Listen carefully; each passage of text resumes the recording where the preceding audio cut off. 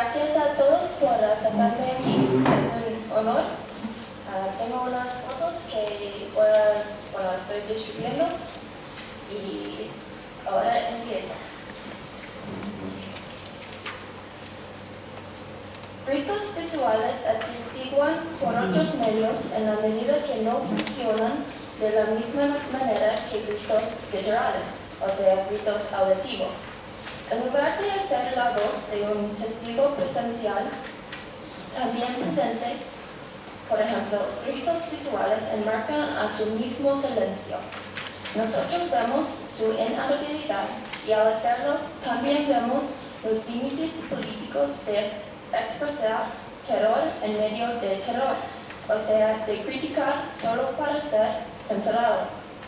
Como una práctica frecuentemente serial y performativa, sin embargo, el gritar visualmente aparece, desaparece y aparece de nuevo de una manera que prueba una guerra continua. Y en este sentido también funciona como otra política de la verdad.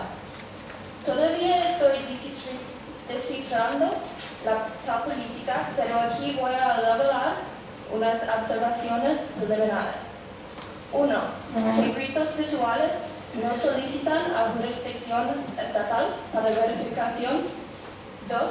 Que gritos visuales extienden debates disciplinarios acerca de testimonio, pues separando la voz y la verdad, y además la verdad y la justicia. Y 3. Que gritos visuales son necesariamente sinestésicos porque son síntomas y denuncias de una guerra de posguerra. Al pensar en la acción de gritar como también una acción de testiguar dentro del contexto específico de la posguerra de Guatemala, por lo tanto, me enfoco en la obra del fotógrafo Daniel Hernández Salazar y artista de performance Regina José Galindo.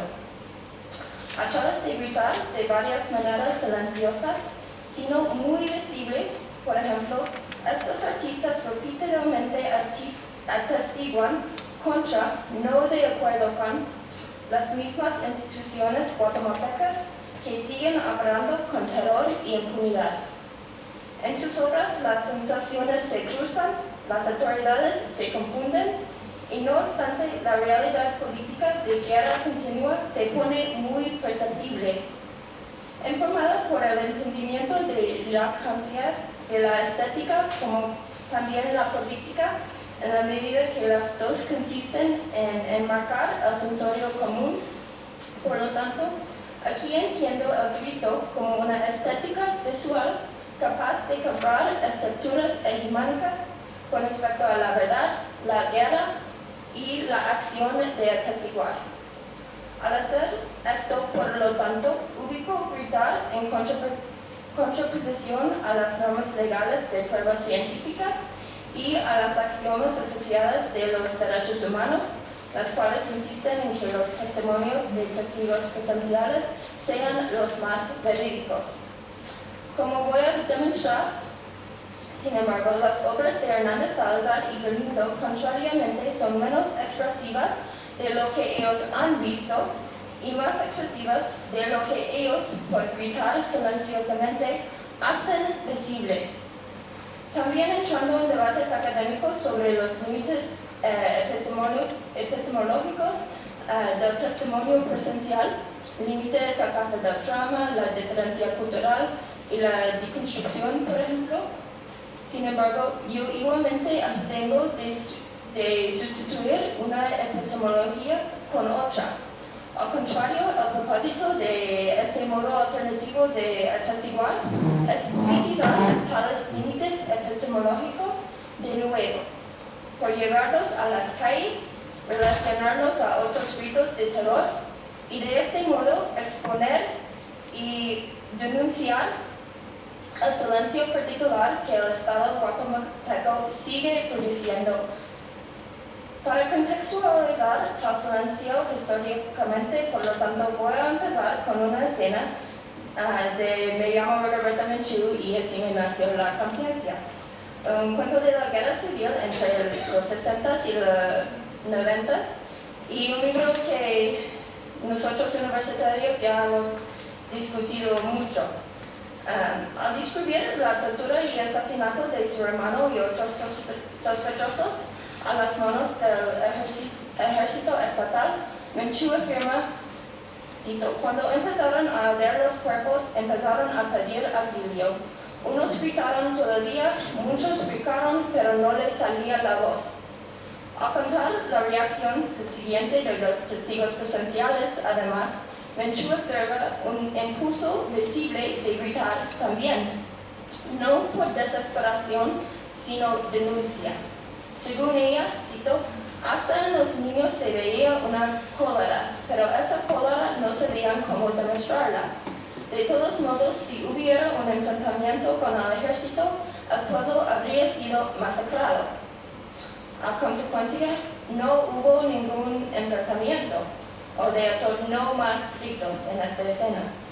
Al describir tal escena de guerra, por lo tanto, Menchú notablemente describe una escena en la cual el terror silencia a las víctimas y los testigos igualmente. Los que fueron quemados hasta la muerte literalmente perdieron las voces, y los que vieron tal quema perdieron su capacidad de hablar libremente, sin temor de ser brutalmente y permanentemente censurados también. Al describir esta escena de esta manera, sin embargo, Menchú realmente causó otro enfrentamiento, es decir, un argumento continuo sobre exactamente qué es el atestiguar. Mientras el antropólogo David Stoll criticó a Menchú por jamás haber estado presente en esta masacre, por ejemplo, varios universitarios literarios han articulado una política de la verdad que no exige presencia en absoluto.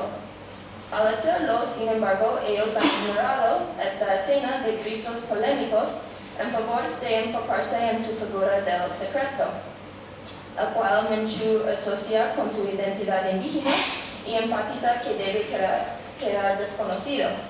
Mientras Doris Samar lee tal secreto como un rechazo obvio de compartir toda su información, por ejemplo, Bart Levinson, Alberto Moreras y Abraham Acosta lo explica como lo que estructura los límites epistemológicos del testimonio y tal como expresa lo no decible sí mismo. La política del secreto, por lo tanto, efectivamente excede la verdad y al hacerlo rechaza las normas epistemológicas de prueba evidencial, incluso la de estar presente. Aún si se puede atestiguar sin más haber estado presente, sin embargo, me interesan más las verdades que permanecen no decibles, no audibles y, a pesar de todo, notablemente visibles. Estas verdades, sostengo, tienen más que ver con gritar, y particularmente prácticas visuales de gritar. Independientemente de si Menchú realmente vio la masacre ya mencionada con sus propios ojos, por ejemplo, se describe los que estaban allá mirando con rabia, pero también con reticencia. Ellos querían gritar de una manera que hubiera denunciado la brutalidad del ejército, pero como explica John Beasley Murray, el terror estatal hace que los testigos presenciales no puedan hablar, ni a veces gritar tampoco, con el fin de fomentar una sociedad de control. Como ella Laura citó, terror debilita el pensamiento y el lenguaje racional. Lenguaje da paso al grito deformado a significante y mucho después el cuerpo permanece hipervigilante. Lo que es significativo, sin embargo, es cómo gritos y silencios estructuran escenas de terror para ambos, Beasley Murray y Menchú, lo cual parece sugerir aún otra política de la verdad, o quizás más apropiadamente una estética de atestiguar. Gritar como estética de atestiguar, por lo tanto, no solo difiere de la política del secreto, sino también las axiomas de los derechos humanos, que afirman que la verdad puede garantizar la justicia, o de hecho que los testimonios como el de Menchú pueden ser dichos, escuchados y reconocidos de una manera que finalmente condenaría a todos los culpables del terror estatal. Como participante original en los derechos humanos, sin embargo, Hernández Salazar notablemente ha ajustado su trabajo con la impunidad continua de una manera que se aproxima al trabajo menos tradicionalmente activista de Galindo. Al seguir la trayectoria de Para que todos lo sepan, El ángel gritando de Hernández Salazar, por lo tanto voy a mostrar cómo esa imagen hace el terror de la posguerra de Guatemala públicamente visible y en ese sentido perceptible como verdadero. Después voy a enfocarme en varias performances de Galindo para mostrar cómo su uso de gritar además expone tal terror como parte de una guerra por otros medios.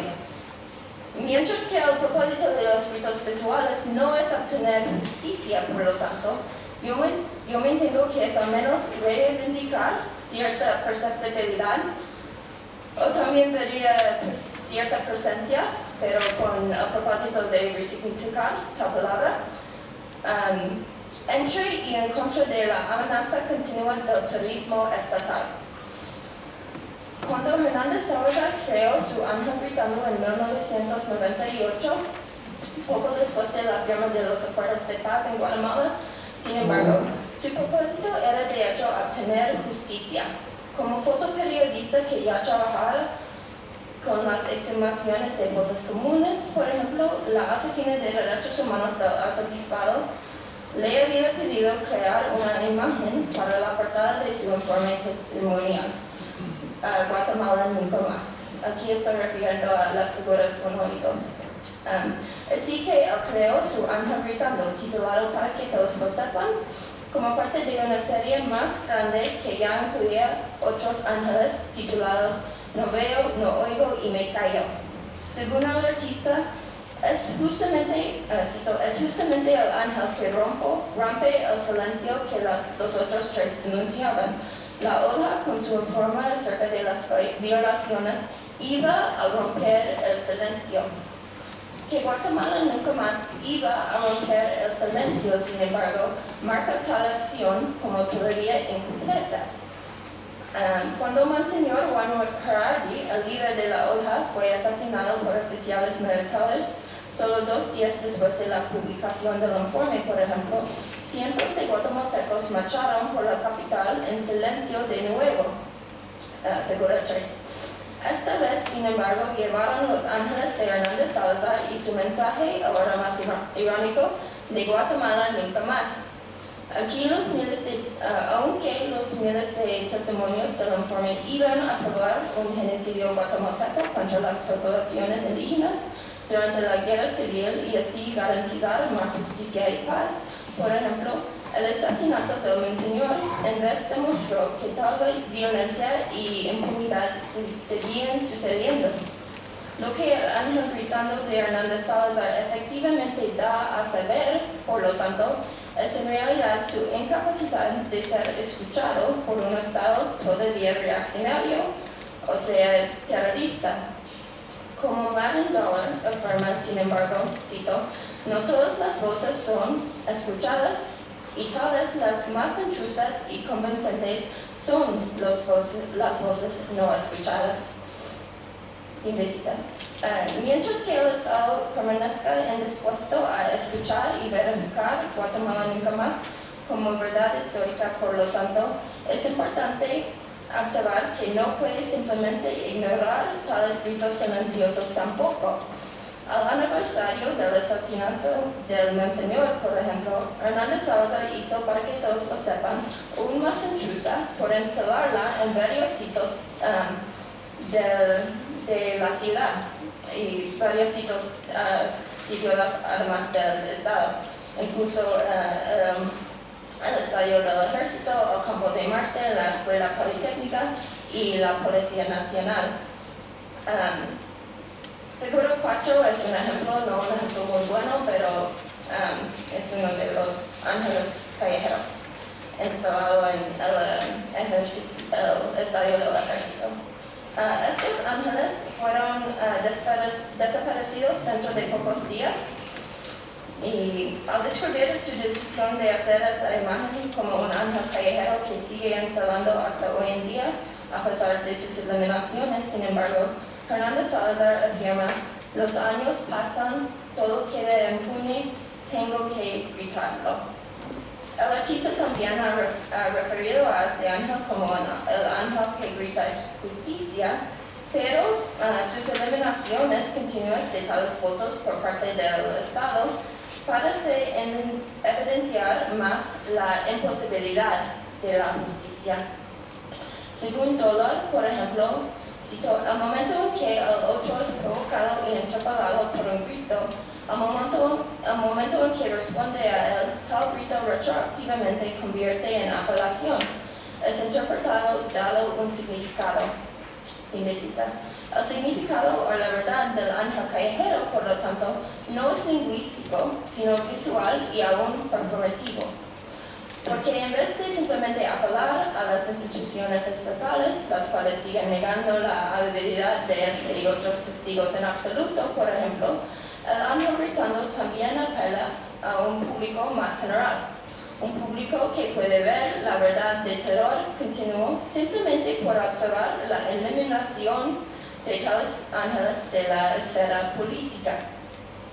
Tal eliminación, yo sostengo, no solo es simbólica de desapariciones más literales y más violentas que siguen ocurriendo en Guatemala hoy, sino también es una exposición muy explícita de un Estado que todavía hace guerra contra su propia gente. Uno de los puntos principales de Beasley Murray sobre el terrorismo estatal como una acción y un sentimiento, por ejemplo, es que quebra las sensibilidades de testigos de una manera que revela que el Estado también está quebrado. Por tal terror incumplen los límites entre la civilidad y su otro. Fin de cita. Como un modo alternativo de testimonio, sin embargo, el ángel gritando de Hernández Salazar también muestra un incumple dentro de las axiomas de los derechos humanos que mantienen que la verdad de hecho puede garantizar la justicia y paz.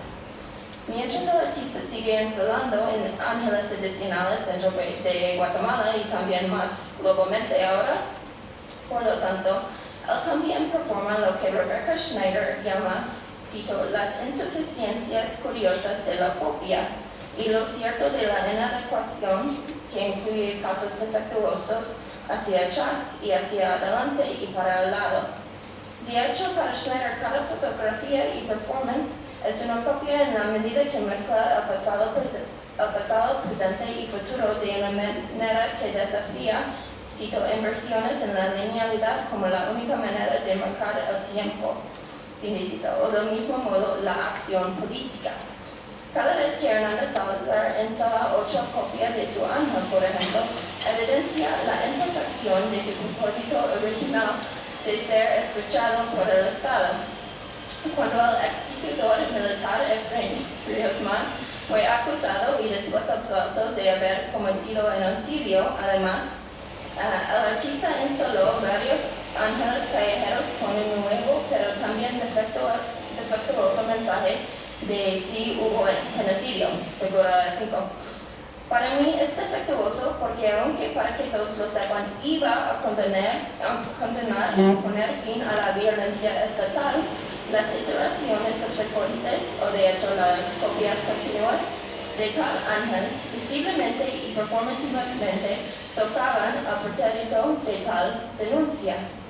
Como una serie continua de gritos, sin embargo, estas fotos convincentemente sugieren que sí hay guerra, o como dice Schneider, nunca más y ahora de nuevo. De hecho, Schneider atestigua al pasado como también en curso para formular una estética y política de la verdad que también está en curso. En sus palabras, cito, el tiempo de protestar es ahora, es nuevo, es la vigilancia necesaria, el trabajo duro de reiterar nunca más. Fin de cita. Y esto efectivamente es lo que hacen los ángeles gritando de Hernández Salazar, excepto sin enterrar nada en absoluto. Al contrario, al performar su propia censura de la esfera política, estas fotografías permiten que el público vea la inhabilidad de muchos testigos ante un Estado todavía terrorista. Más de Hernández Salazar, sin embargo, la artista de performance Regina José Galindo Usa gritos silenciosos como una estética que demuestra tal terror como parte de una guerra por otros medios.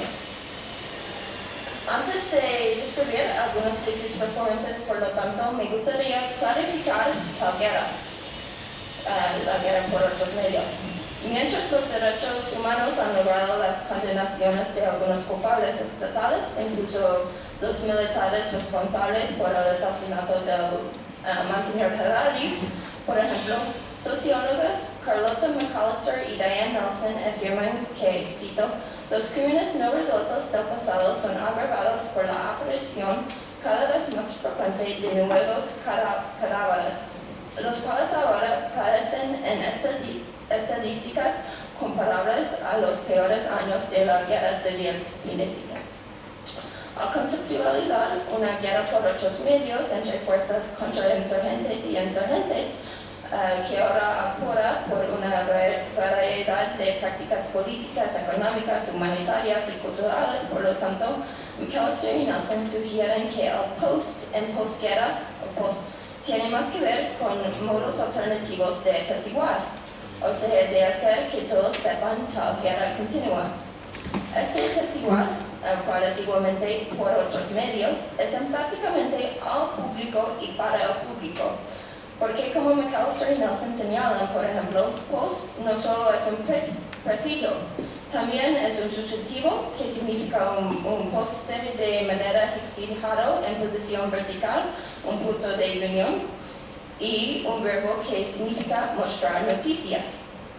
En consecuencia, el atestiguar de posguerra relaciona la violencia del pasado con la del presente de una manera notable, o de hecho visible. Y como la obra de Galindo muestra, esta práctica además implica una práctica femenina de gritos silenciosos. En 1999, poco después de que Hernando Salazar instaló su primer grupo de ángeles callejeros, por ejemplo, Galindo se suspendió a sí misma de un arco en el centro de la ciudad de Guatemala y leyó su propia poesía en voz alta. Como una mujer en un país todavía lleno de machismo y feminicidio, sin embargo, la artista anticipó que sería inaudible y por eso tituló esta performance Lo voy a gritar a viento. A diferencia de Lo voy a gritar a viento, sin embargo, sus performances subsiguientes de El dolor de un pañuelo y Mientras ellos siguen libres no parecían ser acciones estéticas de gritar. En vez fueron escenas silenciosas que refirieron a varios asesinatos de mujeres guatemaltecas, tanto durante como después de la guerra civil. Mientras la obra de Galindo también incluye unos gritos altivos, por lo tanto, es importante notar que Galindo considera todo su arte un grito porque permite lo que ella llama, cito, expresión completamente libre de lo que se tiene adentro. Al principio, tal afirmación parece contradecir mi argumento general que ella y Hernando Salazar efectivamente denuncian a instituciones estatales por no permitir que testigos hablen libremente, o sea, libre de terror. Sin embargo, Galindo clarifica que ella todavía experimenta miedo todos los días, como una mujer guatemalteca, pero no como una artista guatemalteca. Como un artista de la posguerra que no asocia su trabajo con los derechos humanos o el artivismo con el que Hernando Salazar todavía se identifica. Por lo tanto, Galindo en vez utiliza la performance para transformar su terror en también cólera. En sus palabras, cito, salir a la calle con un grito y verlo amplificado. Al igual de Los Ángeles gritando de Hernando Salazar, sin embargo, tal amplificación realmente consiste en ver y ser visto, o de hecho gritos silenciosos sino visibles. Según ella, por ejemplo, cito, estoy obsesionada con las relaciones de poder. Aunque usted me puede ver como la víctima o el victimario en mis performances, es muy importante enfatizar que yo soy la autora intelectual, fin de cita. Como la autora intelectual, por lo tanto, Galindo misma es un testigo estético de verdades políticas y para mí también alguien que enmarca la guerra continua. Aunque sus performances y las muchas imágenes que circulan de ellas no siempre parecen ser inmediatamente acerca de la guerra, por ejemplo, realmente muestran una guerra que de hecho implica otros medios, incluso la impunidad institucional, el feminicidio y la inhabilidad continua de muchos testigos. Según Judith Butler, por ejemplo, las autoridades estatales tratan de enmarcar la guerra para determinar precisamente lo que creamos, pensamos y reconocemos como la vida y la acción política. Cuando imágenes de tal guerra se rompen con sus marcos originales, sin embargo, una realidad dada se pone en duda y como Galindo sugiere, unos testigos pueden reenmarcar a sí mismos como políticamente visibles, viables y aún autoritorios. En Tierra, figura 8, por ejemplo, Galindo recrea una escena de la guerra civil por permitir que las mismas topadoras que crearon fosas comunes durante la guerra civil invadan una pequeña parcela de tierra en la que se pone de pie, mirando fijamente y en su manera visual, gritando. Como Menchú observa de los testigos presenciales del asesinato de su hermano, por ejemplo, aquí se veía una cólera. Una cólera, sin embargo, que Galindo contrariamente sabe cómo mostrar, o tal vez que nosotros, como testigos de su estética sinestésica, ahora sabemos cómo ver.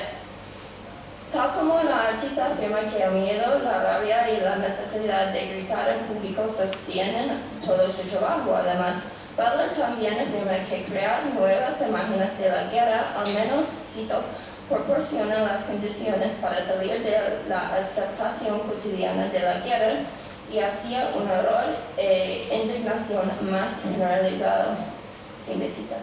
Mientras gran parte de la obra de Galindo conecta el genocidio con el feminicidio con el fin de exponer y denunciar el terror en curso, sin embargo, su cuerpo desnudo es enfáticamente con los ojos abiertos y al menos temporalmente percibible y aún presente en tierra.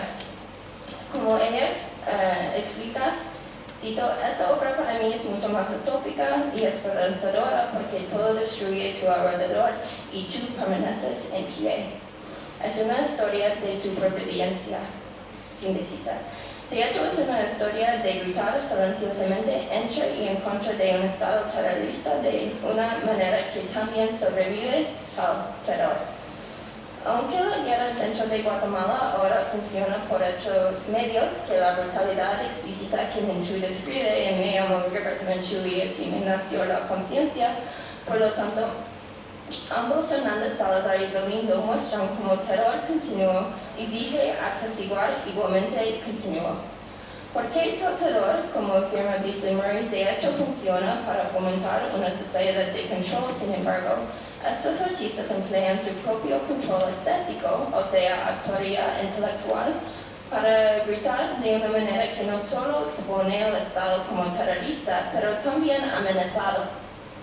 Mientras ni Hernández Salazar ni Galindo han tenido éxito en solicitar la justicia o la paz de ese Estado, por lo tanto, al menos han logrado reivindicar visualmente y performativamente su propia perceptibilidad pública y en ese sentido su propia autoridad como testigos. Ya que muchos testimonios en Guatemala siguen siendo no visibles ni audibles, además este modo alternativo de atestiguar efectivamente ve más gritos dentro de la esfera política. Es entender el silencio de estos artistas visuales como también una ruptura sinestésica de epistemologías hegemónicas. Una ruptura que atraviese el terror y el testimonio, la estética y la política.